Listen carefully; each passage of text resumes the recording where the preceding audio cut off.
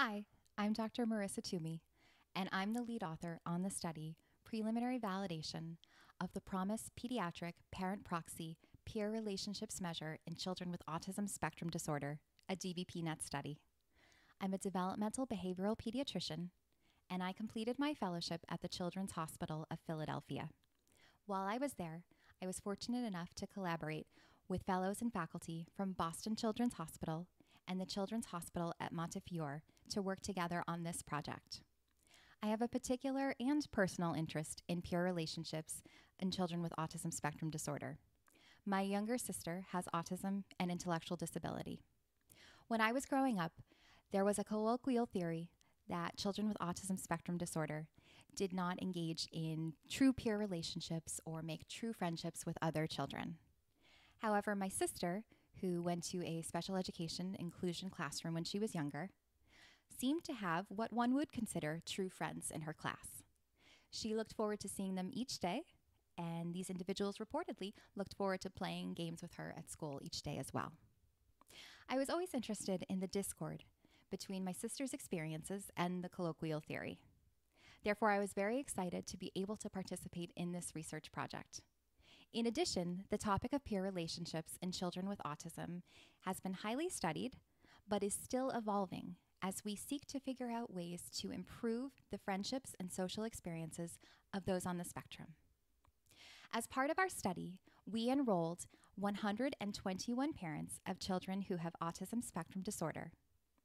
IQ records were available either through prior research records or through clinical records.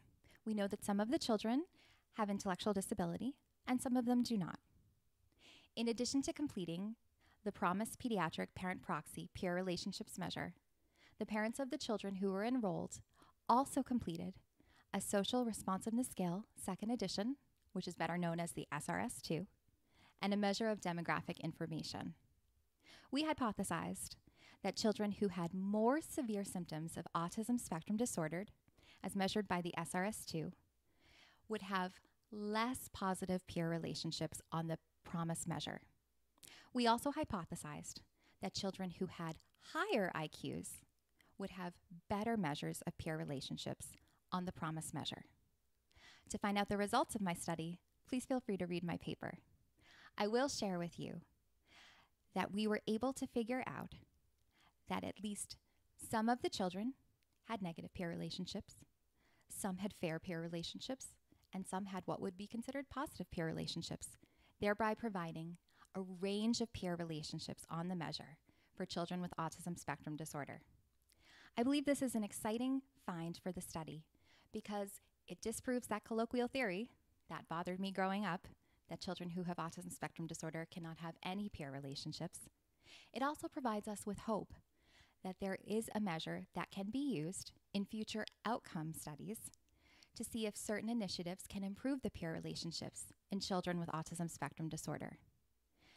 I encourage those of you who are interested in this topic to brainstorm possible ways to improve peer relationships in children with autism, as we are very interested in looking at future studies and how our measure can be used to help those with autism. Thank you very much for your time. I hope that you enjoy my article, and thank you very much to all of my collaborators on this project. I wish you all the best.